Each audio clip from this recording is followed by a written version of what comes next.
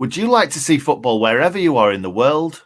With NordVPN, you can get premium protection online and set your location so you never miss a minute of the content you usually enjoy.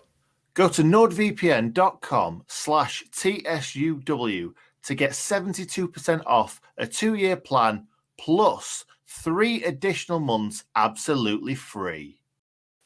Well, a win, but I don't know about you. That was hard to watch. I got quite upset, quite emotional, and all I'm thinking about is John Fleck all right? So, as I've literally just got back from the select car leasing stadium, do tell me, do let me know if you've heard more than I have about John Fleck, because I've only just got in, and it is my main concern. It is kind of all I can think about, and it's consuming me. So I am worried about that.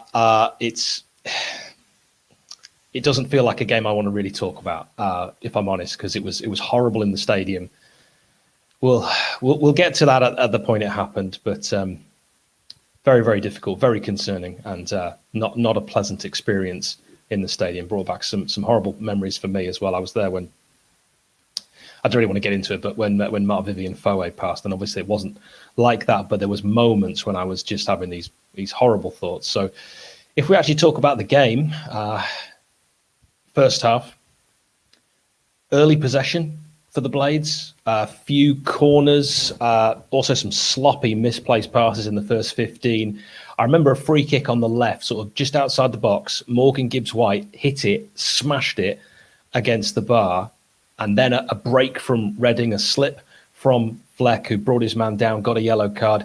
Generally, though, I thought the first half was slow in possession from United. We had the majority of the possession, but the first half was ponderous, summed up by Ender completely missing a simple pass played to him on 41. I remember it just went straight under his foot, out for a Reading throw on the left-hand side, unsurprisingly, because that's where he plays. So the first half, not a good one. Not a half to write home about, certainly not one for the neutral. Second half just looked much better, sort of instantly. I thought, here we go, we're up for this.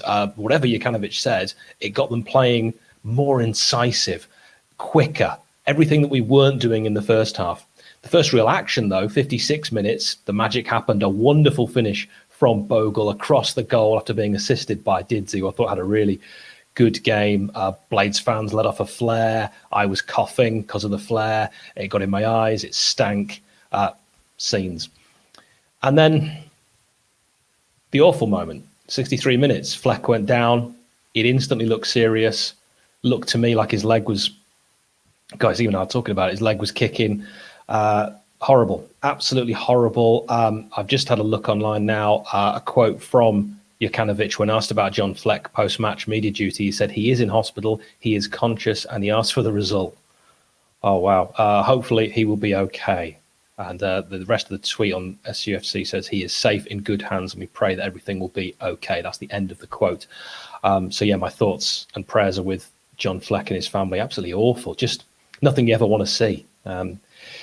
If we get back to the action, because there was then a long delay, I understand from people around me that if you were watching on the stream, they just didn't show anything, sort of cut away from that. So that must have been really disconcerting. But Brewster brought his man down on 76. He got a yellow. Conor Hourihane came on. Ben Davis, brave header when Reading were attacking it. He won a free kick. He denied Andy Carroll, who came on as a sub for the home side. That was a really brave header in the air on 80 minutes. And I tell you, Reading, they were a team that you could see an error in them. And there was a moment where the defender sliced a clearance and the Blades won a corner in the 81st minute. And here you thought, okay, let's do something positive. We made the change, Sharp on for Brewster. Sharp instantly took the captain's armband. And I thought United were going to score from this corner, and oh, so nearly. It just had that feel about it, but it was just over. That was when the crowd was sort of, at that point, really getting behind the Blades.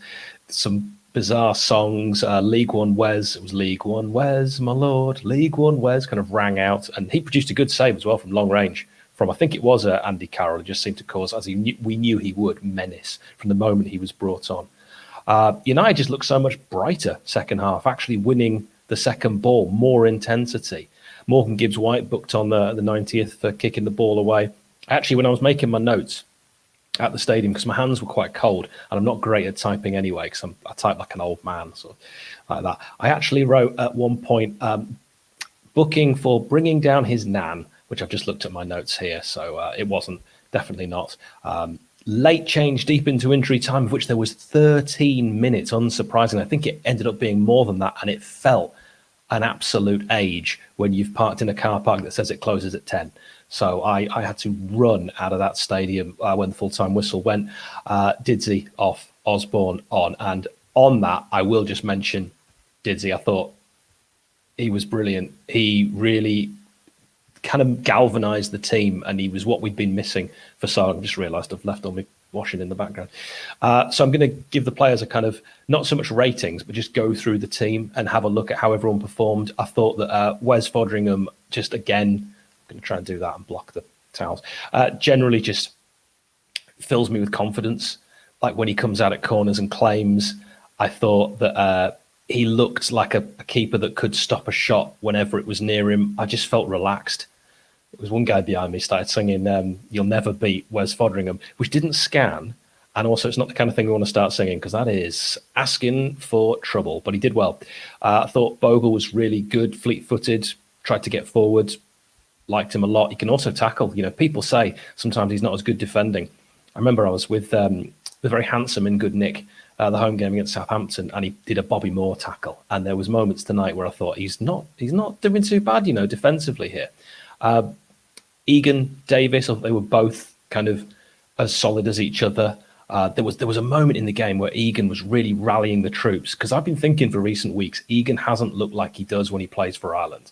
You know, he really looks for Ireland like he's always well up for it, and he gives absolutely everything. There's sometimes I've just seen him recently this season and a little bit of last season, I thought that isn't the Egan of old. Well, I thought tonight there was moments where we saw him being a little bit like John.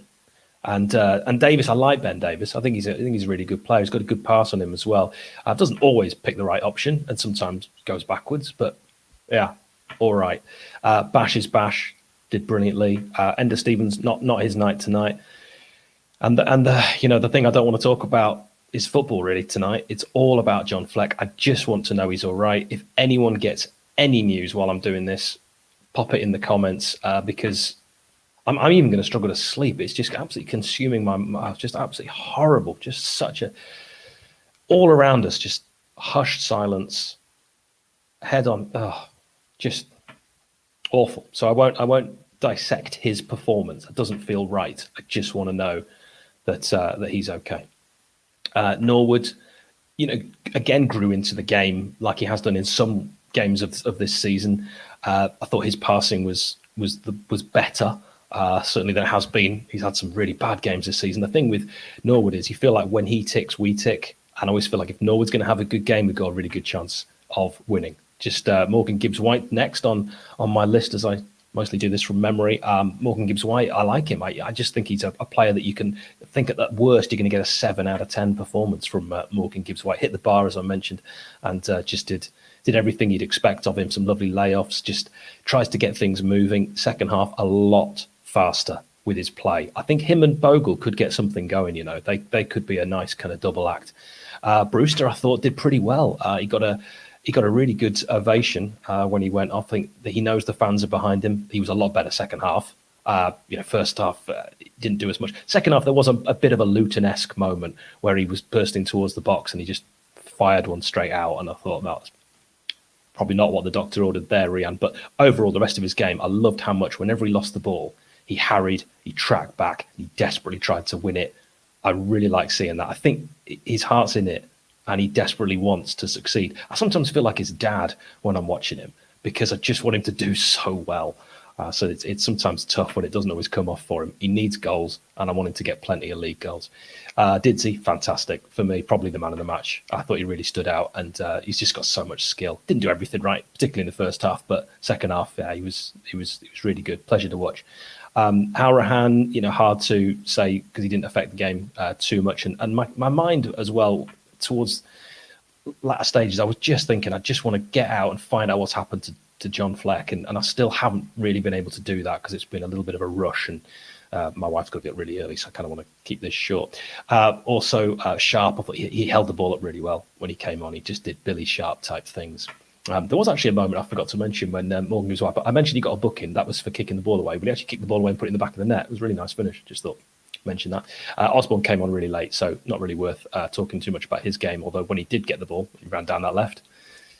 Did well. I thought Slav got it right. Second half, not first half. Although I liked the formation, I liked the team. I don't always love one up front, but second half, they all pushed forward together as a unit, and it just looked a lot better. So the whole second half fills me with a lot of confidence, and it was great being at the game. Great to see so many people again. Decent atmosphere. Let's get back to singing all the way through if we can, Blades. I was doing my bit, but it's hard. It's hard when you've got... I feel like I'm losing my voice. It's hard when you're on your own as well. But as I finish this video, I just want to say thanks to all of you that have watched and joined in. Do pop your comments down below as to what you made of the game.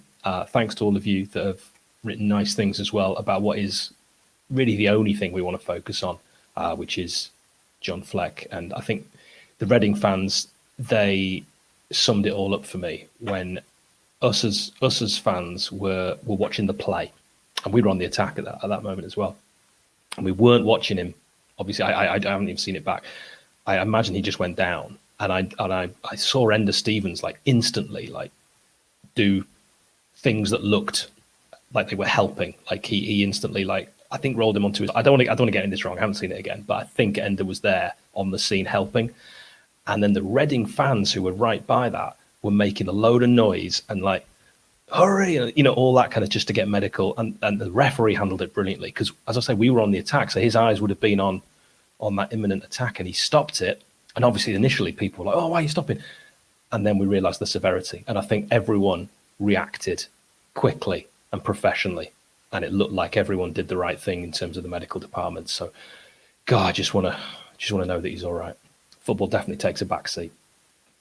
Thank you each and every one of you for watching, and we'll be back for the next video when we're back for the next video, because my mind is not thinking. I can't work anything out, and I'm really tired. Cheers for watching.